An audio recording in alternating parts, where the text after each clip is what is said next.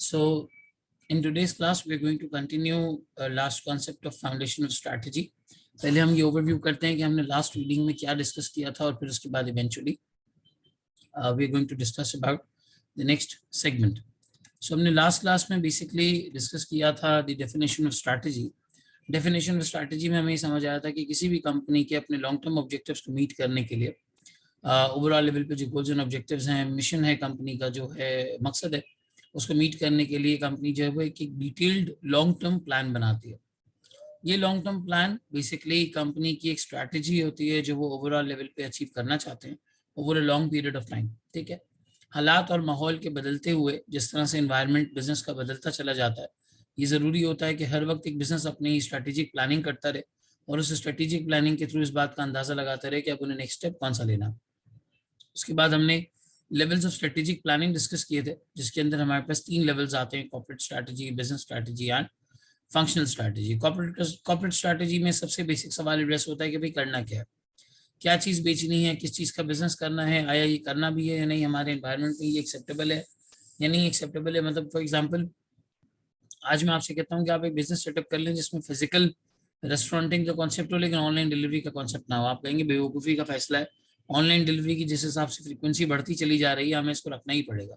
ये आपकी स्ट्रैटेजी होगी क्योंकि एनवायरनमेंट की डिमांड है और इसी तरीके से जो है वो चीज़ें चल रही हैं. तो हमने उसके बारे में डिस्कशन किया था. फिर सेकंड हमने डिस्कस किया बिजनेस स्ट्रैटेजी. बिजनेस स्ट्रैटेजी का मतलब है कैसे करना है.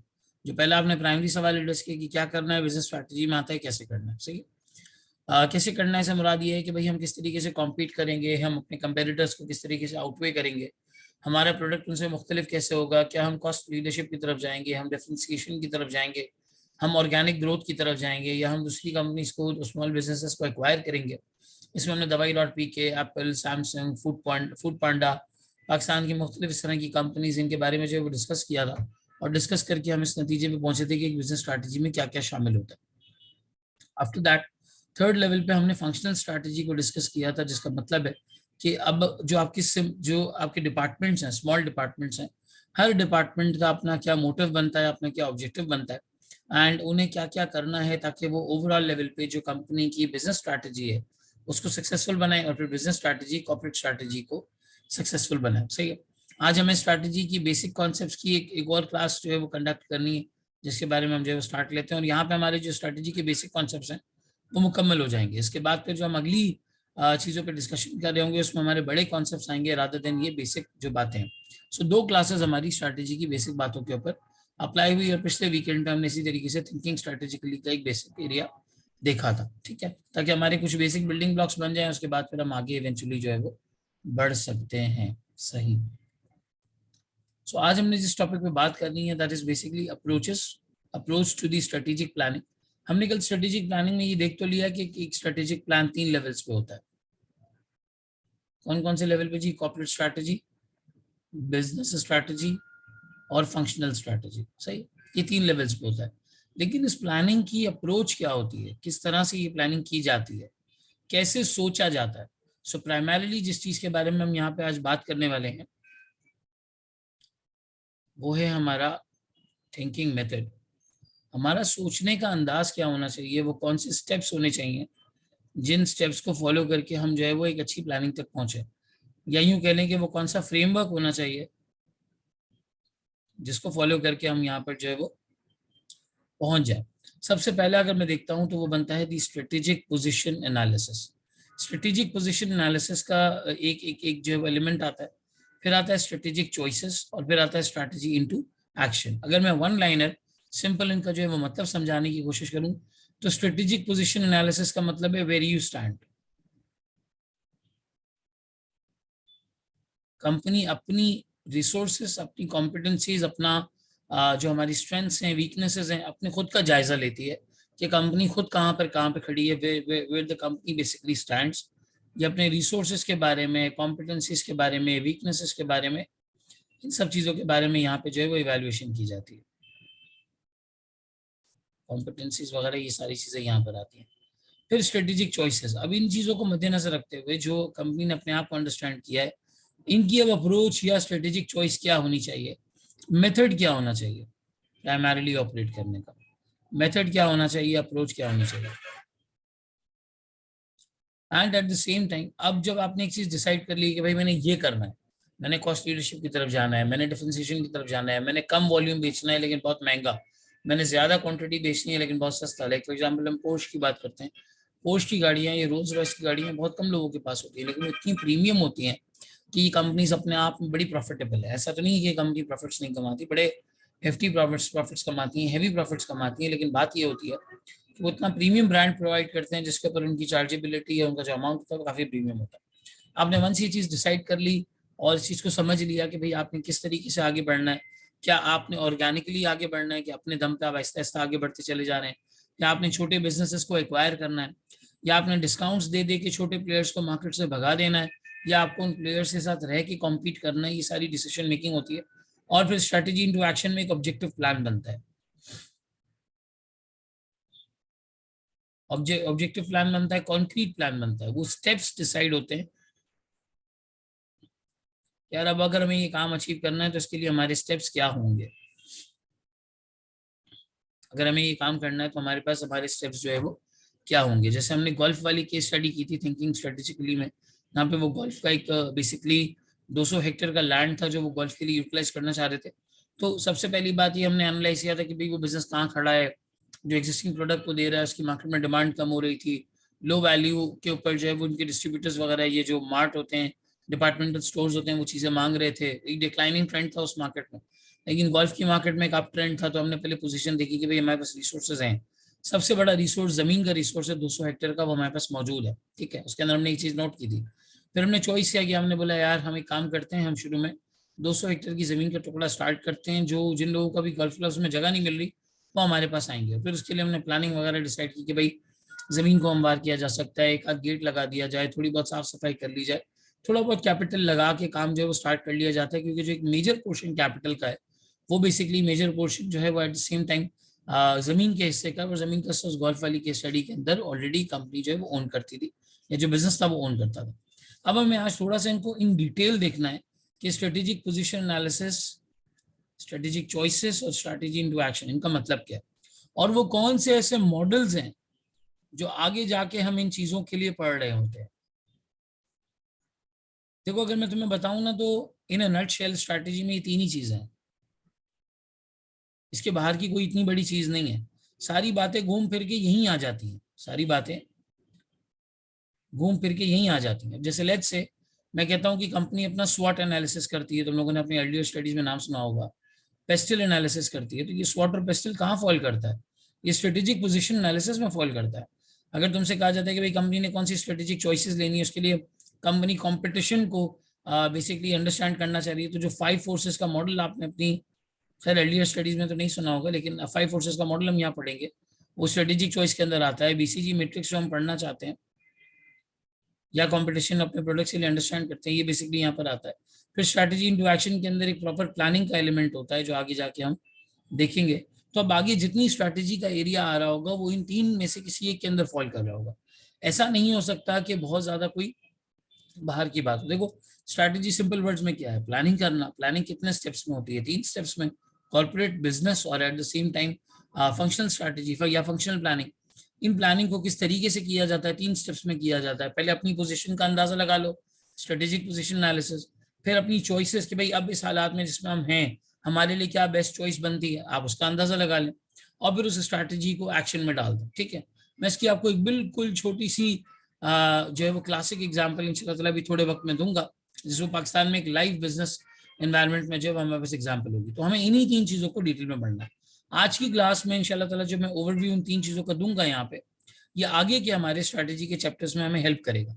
क्योंकि वहां पे जब हम किसी मॉडल को स्टार्ट करेंगे तो I am going to give you an reference कि यार हमने फला जगह पे इसके हवाले से जो है वो इन 3 एलिमेंट्स में एक चीज पढ़ी थी, ये मॉडल वहां पे लिंक होता है, ये मॉडल स्ट्रेटेजिक पोजीशन का है, ये model let's say strategic choice का है, ये model let's say strategy to action का है, ये चेंज मैनेजमेंट का है। इस तरह की जितनी चीजें होंगी वो इन्हीं 3 फैक्टर्स के अंदर, इन्हीं 3 एलिमेंट्स के अंदर जो बेसिकली इंक्लूडेड होंगी। तो बड़ा गौर से समझना है इनको, डिटेल में समझना है। थोड़ा सा हैंड आउट हमारा डिटेल्ड भी है, थोड़ा बहुत हम पढ़ेंगे, मैं समझाऊंगा भी आपको इसके हवाले से और एग्जाम्पल्स भी दूंगा। ठीक है, चलो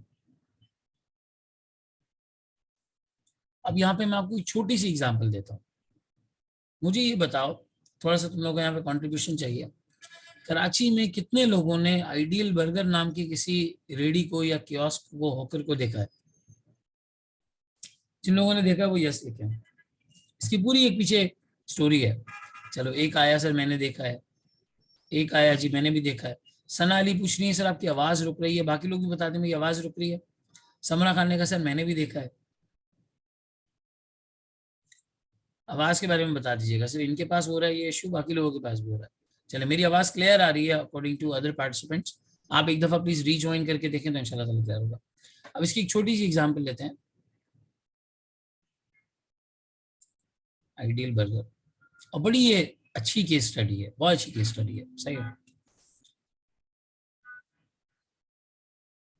ये एक बंदा था जो आइडियल बर्गर के नाम से एक बर्गर की रेडी लगाया करता था, या बेसिकली कार्ट लगाया करता था। ये सच्ची कहानी बिल्कुल मैं आपको बता रहा हूँ, कराची के अंदर, सही है। फॉर सो मेनी ईयर्स इसने आइडियल बर्गर के नाम से जो है वो, या अपनी बन कबाब की रेडी जो है वो इस तरीके से जो है वो ऑपरेट की, ठीक है। कुछ सालों बाद ओवर द पीरियड इस बंदे को इस बात का रियलाइजेशन हुई कि यार ऐसा अब तो मुमकिन ही नहीं है कि मैं अकेला जो है वो पूरे कराची को बन कबाब सप्लाई कर दूं, ये नहीं हो सकता, ठीक है ना। मुझे इस बिजनेस को स्केल करना है, स्केल से मतलब एक्सपेंड करना है, फैलाना है। मेरी फ्यूचर स्ट्रैटेजी ये है कि यार कराची में इस चीज की बड़ी डिमांड है। 50-60 रुपए के अंदर, 70 रुपए के अंदर बंदे को एक वक्त का जो है वो खाना मिल जाता है, और बड़ी जो है वो डिमांड है। घरों में भी अक्सर लोगों को दिल करता है तो वो आते जाते अपने घर के लिए लेकर जाते हैं, खाते हैं। कराची में बहुत ज्यादा इसकी डिमांड जो है वो मौजूद है। इसने इन्वायरमेंट का अंदाजा लगाया यहाँ पे, इन्वायरमेंट का अंदाजा लगाया। और फिर इस बंदे ने रियलाइज किया कि यार बन कबाब के अंदर जो जो जो बेसिकली इसकी जो पूरी रेसिपी होती है, इसमें जो सबसे बड़ा प्रॉफिट होता है, यानी सबसे बड़ा जो प्रॉफिट आइटम होता है, सबसे ज्यादा जिसमें प्रॉफिट दिखता है, वो होता है बन इटसेल्फ। क्योंकि बन का वॉल्यूम बहुत ज्यादा होता है। अगर आप देखें तो हर बन कबाब में ही ज्यादा बन इस्तेमाल होना है, और वो स्पेस भी ज्यादा घेरता है। आप इसके ऊपर एक अच्छा वॉल्यूम अगर भेज दें, हाई वॉल्यूम कर दें, तो आप हाई प्रॉफिट जो है वो कमा सकते हैं। बेशक एक बन के ऊपर इतना प्रॉफिट नहीं होगा, मैं सिंगल आइटम की बात नहीं कर रहा, जो एक सिंगल टिकट है उसकी बात नहीं कर रहा, लेकिन टोटलिटी में इसका बहुत हाई वॉल्यूम सेल हो सकता है और बहुत हाई प्रॉफिट सेल हो सकता है। इस बंदे ने क्या किया, इस बंदे ने आइडियल बेकरी के नाम से यहाँ लियाकताबाद में एक सेटअप शुरू किया, और उस बेकरी के अंदर वो प्राइमरीली फोकस करता है बन के ऊपर। और ये मैंने बाकायदा जाके लोगों से पूछा है, मैं किसी से सुन के नहीं आया, या किसी कहीं से किसी का पढ़ के नहीं आया, मैंने बाकायदा खुद पूछा है कि यार ये मैंने बहुत जगह पे इस नाम से इस कियोस्क को और इस रेडी को देखा है, तो इसके पीछे इसकी स्टोरी क्या है। उन्होंने मुझे बताया कि भाई लियाकताबाद या लालूकीत की तरफ एक आइडियल बेकरी के नाम से ये बंदा ऑपरेट करता है, जो बन सप्लाई करता है। और ये बेसिकली इस नाम से, आइडियल बेकरी के नाम से, अपनी फ्रेंचाइज प्रोवाइड करता है। फ्रेंचाइज प्रोवाइड करता है किस तरीके से करता है? कुछ टाइम, लेट्स से साल, 2 साल, 3 साल तक एक बंदे को ऑब्जर्व करता है, उसको बन दे रहा होता है। अगर वो कंसिस्टेंटली इससे जो है वो परचेज कर रहे हैं, इसके बन को जो है वो इस्तेमाल कर रहे हैं, तो ये करता क्या है, ये अपना नाम प्रोवाइड कर देता है, जो कि आइडियल बर्गर के नाम से है। पूरी गाड़ी तैयार करवाता है, उसके ऊपर डिजाइनिंग, इक्विपमेंट, क्या क्या चीजें लगानी है, ये सारा कुछ प्रोवाइड कर देता है। ज़ाहिर है पैसे लेता है, लेकिन सेटअप पूरा लगा के दे देता है, पूरा सेटअप लगा के दे देता है। और फिर कहता है कि भाई तुम्हें बन कबाब बेचना है, तुम बेचो, कोई मसला नहीं है। मैं तुम्हें रेसिपी बताऊंगा, और रेसिपी के साथ साथ तुम्हें बन सप्लाई करूंगा। इसकी वजह से हुआ ये कि बहुत सारे लोगों ने कराची में इसका ये कियोस्क लेना शुरू कर दिया। और आप लोगों में से जैसे 15 लोग बैठे हुए, तो उसमें से 4-5 लोगों ने कहा कि हमने देखा हुआ है। इसका मतलब 33% पॉपुलेशन अगर देखा जाए तो इससे अवेयर है। कराची में 30-35% पॉपुलेशन ऐसी है जो जानती है कि यार ये आइडियल बर्गर के नाम से जो है वो एक एक चेन जो है वो हमारे पास लोकल और बिल्कुल लोकलाइज लेवल पे एक चेन जो है वो मौजूद है। ये बंदा अपना नाम दे देता है और एक तरीके से एक फ्रेंचाइज दे देता है। अब थोड़ा सा सोचो, अगर मैं इस 3 चीजों में इसको ढालता हूँ, तो इस बंदे ने क्या किया? इस बंदे ने सबसे पहले ये एनालाइज किया कि भाई जो एनवायरनमेंट है वो ये सजेस्ट करता है कि आगे पाकिस्तान में या कराची में लेट्स से इसकी डिमांड तो बहुत ज्यादा है, सही है। लेकिन उसने इस चीज को रियलाइज किया, उसने अपनी अपनी अपनी जो स्ट्रेटेजिक पोजीशन है, उस पोजीशन को एनालाइज किया। और उस पोजीशन को एनालाइज करके उसने सोचा कि यार मैं इस बिजनेस को अकेले स्केल नहीं कर सकता, नॉट पॉसिबल। मैं अकेले इस बिजनेस को स्केल नहीं कर सकता। मेरी जो खासियत है, मेरे पास जो एडवांटेज है, वो एडवांटेज ये है कि मेरे पास फंड्स हैं, मैं इस फंड्स को यूज करके एक बेकरी सेटअप कर सकता हूँ, और बेकरी सेटअप करने के बाद ओवरऑल लेवल पे इनको बन सप्लाई कर सकता हूँ। बन का अगर अच्छा वॉल्यूम आ गया तो मेरा प्रॉफिट बहुत अच्छा हो जाएगा। और फिर उसके बाद उसने फॉर एग्जाम्पल एक यूं समझने की पूरा एनालिसिस करने के बाद अपनी एक स्ट्रेटेजिक चॉइस बनाई, और वो चॉइस ये बनाई कि भाई आई विल प्रोवाइड कियोस्क, यूं कह लो कि I will provide the setup and बन, others will operate the setup, दूसरे लोग सेटअप ऑपरेट करेंगे। मुझे इसलिए पता चला, मैं जियाउद्दीन हॉस्पिटल गया था, ये जो नॉर्थ नाजिबाबाद के पास है, यहाँ पे ब्लड डोनेट करने के लिए। तो ब्लड डोनेट करने के बाद थोड़ी देर में फारिग थे, मैं जिस दोस्त की तरफ गया था, तो मैंने उससे कहा कि चलो यार हम बाहर की तरफ निकलते हैं। वो ज़रा थोड़ा टेंशन में था हॉस्पिटल का माहौल और मामला इस तरीके से, तो हमने कहा कुछ खा लेते हैं। ये भाई साहब वहाँ पे खड़े हुए थे अपनी जो एक छोटी सी, और काफ़ी टाइम पहले की बात है ये अपनी जो है वो एक सेटअप लगा के वहाँ पे खड़े हुए थे, और वहाँ पे इनका नाम आइडियल बर्गर के नाम से था। तो मैंने उनसे पूछा कि यार ये क्या सेटअप है, बहुत सारी जगह पे मैंने नाम देखा है, क्या इसकी डिटेल है। इन्होंने पीछे मुझे पूरी कहानी बताई कि यार ये बंदा था पहले, ये खुद काम करता था, फिर उसको रियलाइज हुआ, इसने रियलाइज करने के बाद जो है वो बन के ऊपर फोकस करना शुरू किया, एक बेकरी बना ली, बेकरी से ही उसको प्रोवाइड करता है, हमें पूरा सेटअप लगा के दे देता है, और उसका बन इतना फ्रेश और इतना अच्छा होता है कि बहुत जल्दी कोई इसको इतना कॉपी भी नहीं कर पाता। ये थोड़ा सा प्रॉफिट रख के हमें बन दे देता है, हमें बन भी सस्ता पड़ता है, हम इसके साथ काम भी कर सकते हैं, हमें वॉल्यूम भी आ जाता है, नाम भी इसका जो है वो डेवलप हुआ है। तो जो लास्ट की प्लानिंग थी कि भाई मैं बंदों को चूज करूंगा, इतने साल उनको देखूंगा, फिर उसके बाद उन्हें सेटअप लगा के दूंगा, इन इन इलाकों में मेरा सेटअप होगा, ये है स्ट्रेटेजी इनटू एक्शन। यहाँ पे जो आपके पास ये तीनों चीजें आ रही हैं, इसके अंदर जब इस बंदे ने खुद को एनालाइज किया, अगर मैं अकेले इतना स्केल नहीं कर सकता बिजनेस को, ये इसकी स्ट्रेटेजिक पोजीशन का एनालिसिस था। मेरे पास बन बनाने की खासियत है, ये एक पोजीशन एनालिसिस था। मेरे पास पैसा है जिसमें बेकरी लगा सकता हूँ, ये एक पोजीशन एनालिसिस था। फिर चॉइसेस में उसने क्या किया, चॉइसेस में उसने कहा भाई हम लो कॉस्ट रखेंगे, लो सेल प्राइस रखेंगे, फैला देंगे कराची में काम को, ठीक है ना, ज्यादा प्रॉफिट नहीं रखेंगे, वॉल्यूम पे कमाएंगे। ये एक स्ट्रेटेजिक चॉइस थी। अब उसको एक्शन में कैसे लेके आए, लोगों को जमा किया, मिले, एक्सपीरियंस देखा, तजर्बा देखा, काम करने का अंदाज देखा, उन्हें जो है वो बाकायदा कियोस्क वगैरह प्रोवाइड करना शुरू कर दिए, और काफी हद तक उनके अंदर एक बेहतरी और ये वाला मामला आ गया कि भाई हमें जो है वो चीज समझ आती है, हम ये काम कर सकते हैं, इसका नाम भी बन गया है, सेल्स भी अच्छी आती है, लोग भी आ जाते हैं। इस तरीके से करके कराची में, और मैं ये एग्जाम्पल इसलिए दे रहा हूँ क्योंकि यार हम गोरों को तो बड़ा डिस्कस करते हैं, अमेजोन को, टेस्ला को, लेकिन हमारे कराची में ही एक बंदे ने इतनी जबरदस्त किस्म की ये प्लानिंग जो है वो की है, और करके वो बंदा जो है वो काम कर रहा है। अब इसने कभी किताबों में, मेरा नहीं ख्याल, हो सकता है हो पॉसिबल हो, लेकिन मुझे नहीं लगता कि इसने कोई एसपीएम का पेपर पढ़ के आईकैप का क्लियर किया होगा और बिजनेस को सीखा होगा, या कोई आईबीए से जो है बहुत बड़ा कोई एमबीए करके निकला होगा, और एमबीए किया होता तो भारत कहीं जॉब ही कर रहा होता। अपना काम करने की तो हिम्मत बहुत मुश्किल से आती है, लेकिन बहरहाल जो है वो इस बंदे ने एक स्टेप लिया, और बाकायदा ये पूरी मेरी नज़र में कराची में एक अच्छी केस स्टडी बन चुकी है। फिर इसी तरीके से अगर हम देखें, इसी तरीके से एक और एग्जाम्पल तुम ले लो, एक जमाने में बहुत ज्यादा मशहूर हुआ था क्यू मोबाइल। क्यू मोबाइल ने एक ही बात की थी, यार वॉल्यूम चाहिए,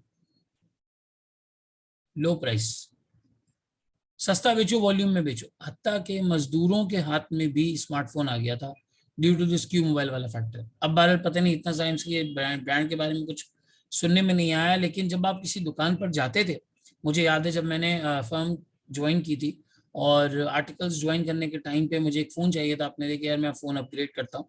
मैं जब गया था, मेरी दोस्त की शॉप थी, पूरा मॉल मैंने विजिट किया था, तो उस मार्केट में जब मैंने विजिट किया, आधे से ज़्यादा दुकानों के ऊपर क्यों मोबाइल पड़ा हुआ है। जिस तरीके से आज ओप्पो वीवो आपको नजर आता है, या शाओमी के फोन्स नजर आते हैं, इसी तरीके से क्यों मोबाइल मौजूद था, और ये एक लोकल ब्रांड था। खुशी होती थी देख के कि यार पाकिस्तान के एक लोकल ब्रांड ने इतनी अच्छी पोजिशनिंग की है, जिस तरीके की इस्तात है यहाँ पे लोगों की, उस इस्तात के अंदर ये एक स्मार्टफोन प्रोवाइड कर रहा है। उठते बैठते क्यों मोबाइल के मॉडल्स बने हुए होते थे, ठीक है ना, उठते बैठते आपका जरा कलर चेंज हुआ, मॉडल चेंज, फीचर चेंज हुआ, मॉडल चेंज, बटन का स्टाइल चेंज है, मॉडल चेंज हो गया, फिर थोड़ा सा स्क्रीन का स्टाइल चेंज है, मॉडल अलग हो गया, डिस्प्ले अलग है, मॉडल अलग हो गया। जरा जरा से चेंज पे वो अलग अलग किस्म के मॉडल्स निकालते थे, और बेसिकली हर मॉडल की उन्होंने प्राइसिंग इस तरीके से रखी हुई थी कि हर तरह की जितनी भी तरीके की पब्लिक जो है वो कराची में मौजूद है, हर तबका, चाहे वो कम पैसे वाला हो, ज्यादा पैसे वाला हो, सबकी अवेलेबिलिटी के हिसाब से कोई ना कोई फोन मौजूद हो। और ये एक लोकल ब्रांड था जो इंटरनेशनल ब्रांड्स के साथ पाकिस्तान में कॉम्पीट कर रहा था। This was a local brand, ये कॉम्पीट कर रहा था सैमसंग के साथ, ये कॉम्पीट कर रहा था ओप्पो वीवो के साथ, इस तरह के फोन्स के साथ basically it was competing. Reason being ये एक बेसिकली लोकल ब्रांड था और इस तरह के कॉस्ट मॉडल के ऊपर चला था कि यार हम सस्ता फोन लोगों को प्रोवाइड करेंगे बहरहाल। फिर उसके बाद इस तरीके से इतना ऑपरेटिंग कर पाया और आज इसके बारे में इतना ज्यादा लोग जानते नहीं है। लेकिन इस ब्रांड ने अपनी स्ट्रेटेजिक पोजीशन इवैल्यूएट की, पहले एनवायरनमेंट को इवैल्यूएट किया कि यार पाकिस्तान के एनवायरनमेंट में फोन अफोर्ड करना अभी भी लोगों के लिए मुश्किल है, इन्हें सस्ता फोन जो है वो प्रोवाइड करके देना चाहिए। फिर उसके बाद उसने कहा कि मेरे पास कैपेबिलिटी है, हाँ यार मैं लोकल लेबर को यूज करके, लोकल मशीनरी, लोकल इक्विपमेंट को यूज करके यहाँ पे कोई ऐसा ब्रांड जो है वो खड़ा कर सकता हूँ, इस तरह की चीज कर सकता हूँ। ये बेसिकली अपनी पोजीशन एनालिसिस थी। फिर उसके बाद उन्होंने चॉइसेस क्या ली, स्ट्रेटेजिक चॉइस क्या ली, सारे रिटेलर्स को माल क्रेडिट पे दो, जितना क्रेडिट पे दे सकते हो दो, दुकानें भर दो की मोबाइल से, उन्हें और कुछ नजर ना आए, डिस्काउंट्स दो, प्रमोशंस दो, पेनिट्रेट कर जाओ, कैपिटल बर्न करो। पीछे जितनी फंडिंग इनके पास थी, पीछे जितना मामला इनके पास था, सो वो बेसिकली इन्होंने जो है वो इस एतबार से जो है वो काफी अच्छा कॉम्पीट किया और काफी अच्छी ब्रांड क्वांटिटी वगैरह ये लोग जो है वो लेकर गए। फिर एड में और एडवर्टीजमेंट्स वगैरह में भी इन्होंने काफी जो है वो हाइप क्रिएट की और एक अच्छी पोजीशन उन्होंने मार्केट में अपनी बना ली थी, जो उनका एक टेक्टिकल प्लान था कि यार हमें इस तरीके से चलना है। तो जो सबसे पहला एलिमेंट होता है आपका, जो बेसिकली सबसे पहला एलिमेंट होता है वो होता है स्ट्रेटेजिक पोजीशन एनालिसिस। अब आओ इसको रीड कर लेते हैं थोड़ा सा। स्ट्रेटेजिक पोजीशन एनालिसिस का क्या मतलब है? The environment, competitor, market, regulation, discoveries, helping identifying opportunities and threats, strategic capability, आप किस चीज में सबसे अच्छे हैं ऑफ द ऑर्गेनाइजेशन, आप किस चीज में सबसे अच्छे हैं, resources and competencies, helping identify strengths and weaknesses. जब आप इन्वायरमेंट को स्टडी करते हैं, माहौल को स्टडी करते हैं, तो वहां पे आपको दो चीजें पता चलती हैं। अपॉर्चुनिटी क्या क्या है, जैसे इस बन कबाब वाले को अपॉर्चुनिटी ये नजर आई कि यार मैं पूरे कराची में इसको फैला सकता हूँ। क्यों मोबाइल को अपॉर्चुनिटी क्या नजर आई कि बहुत बड़ा तबका है जो फोन अफोर्ड नहीं कर सकता, मैं इस तक फोन को पहुंचा सकता हूँ, ठीक है ना। तो अपॉर्चुनिटीज, थ्रेट्स यहाँ से आइडेंटिफाई होते हैं। अभी कैसे होते हैं, इसका एक डिटेल्ड मॉडल स्वॉट का, हम इंशाल्लाह ताला स्वॉट का या पेस्टल का आगे जाके पढ़ेंगे। अपने पास कहीं पर रजिस्टर में नोट कर लें कि यहाँ से लिंक बनेगा आगे दो मॉडल्स का, स्वॉट और पेस्टल, जो हमने आगे जाके पढ़ना है। फिर है strategic capability of the organization, resources, competencies, यानी कि अपनी खुद की जाती इवैल्यूएशन करना कि हम किस में अच्छे हैं, हमारी क्या स्ट्रेंथ्स है, हमारी क्या वीकनेसेस है। ये भी भारत स्वॉट में ही आता है।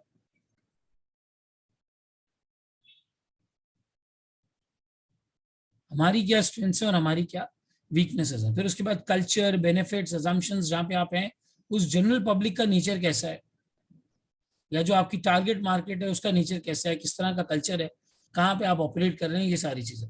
जैसे पाकिस्तान में अब अल्लाह ताला खैर करे इस हवाले से, अनफॉर्चुनेटली हमारे यहाँ बड़ा एक ट्रेंड जो है वो बढ़ता चला जा रहा है यूनिवर्सिटीज में कॉन्सर्ट्स का और इस तरह की चीज़ों का। सो बहरहाल आने वाले वक्तों में आपको ऐसी इवेंट मैनेजमेंट एजेंसीज भी नजर आना शुरू हो जाएंगी, जो या इनफैक्ट अभी होंगी भी, जो इन सब चीज़ों को अरेंज करवाती हैं। और लोग बदलते इन्वायरमेंट के साथ बिजनेस की तरफ जो है वो बढ़ते चले जाते हैं। फिर the expectation and power of stakeholders, आपके स्टेक होल्डर्स क्या चाहते हैं, क्या उनके ऑब्जेक्टिव्स के साथ, यानी कि जो उनका ऑब्जेक्टिव है वेल्थ मैक्सिमाइजेशन का या सस्टेनेबिलिटी का, क्या वो इसके साथ पूरा हो रहा है, सबसे पहले आप ये एनालाइज करते हैं। All right. So the aim of strategic analysis to form a view of the main influences on the present and future well-being of the organization. This will obviously affect the strategy choice. Strategic choice. Strategy analysis would cover the following areas. आगे जाके हम देखेंगे, हम pastel analysis पढ़ेंगे, और यहाँ पर आएगा रिसोर्सेज अवेलेबिलिटी, स्ट्रेंथ, वीकनेसेस, ये SWOT की बात कर रहा है। यहाँ पर आएगा aspiration and expectations of the group that have an interest in the organization. Example: shareholders, managers, owners, employees, and unions. Beliefs and assumptions that make up the culture of the organization. आपकी organization का culture कैसा है, आपके shareholder, manager, owner, employees, union किस तरह सोचती है। और फिर उसके बाद the beliefs and assumptions that make up the culture, आपकी ऑर्गेनाइजेशन का कल्चर किस तरीके से। The environmental variables, since the strategy is concerned with the position a business takes in relation to its environment, and understanding of the environment's effects on an organization is of central importance to strategic analysis. आपका environment किस तरीके से इसके ऊपर react करेगा, लोग किस तरीके से रिएक्ट करेंगे, ये बहरहाल इसके ऊपर जो है वो आपको अपनी स्ट्रेटेजिक पोजीशन एनालिसिस के हवाले से जो है सोचना।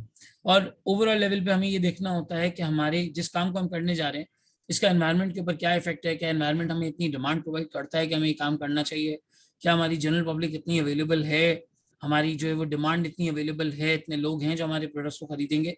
ये सारी चीज़ें बहरहाल जो है वो बड़ी इंपॉर्टेंस रखती हैं in terms of the strategic position analysis, ठीक है। रिसोर्सेज ऑफ द ऑर्गेनाइजेशन, ये वाली बात हो गई, ठीक है। एक स्टेप आगे बढ़ते हैं। कंसिडरिंग द रिसोर्स एरिया, स्वॉट एनालिसिस के अंदर पढ़ेंगे हमारे पास अपने क्या है। Expectations and influence of stakeholders, यहाँ पे आपको अपनी स्टेक होल्डर्स की एक्सपेक्टेशन को या उनके गोल्स एंड ऑब्जेक्टिव्स को भी देखना होता है। भाई ऐसा तो नहीं कि आप एक काम करने जा रहे हैं लेकिन वो आपके शेयर होल्डर्स को इतना ज्यादा पसंद ना हो, उनकी स्ट्रेटेजी के साथ जो है वो बहरहाल वो अलाइंड ना हो, ठीक है।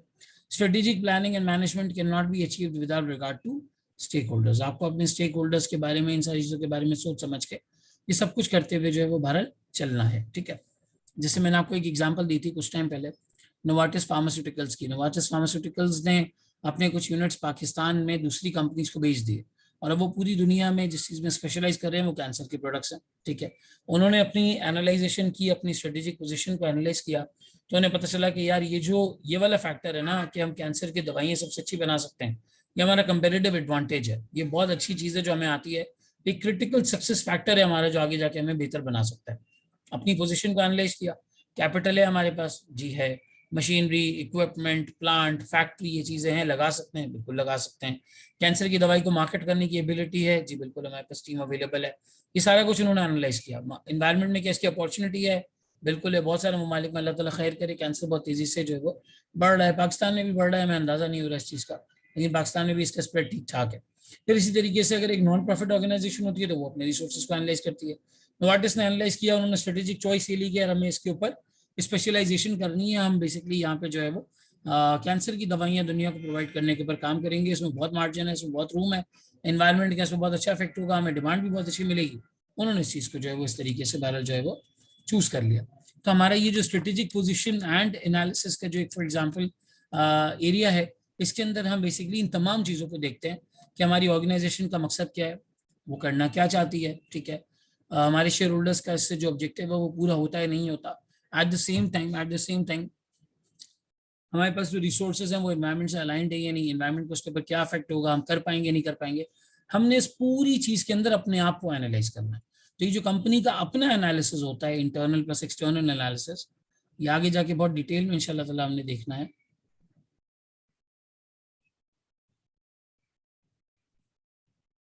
This is basically SWOT and तो यहाँ पे हमारी ये स्ट्रेटेजिक पोजीशन वाली या स्ट्रेटेजिक पोजीशन के एनालिसिस वाली बात जो है वो अल्हम्दुलिल्लाह मुकम्मल होती है।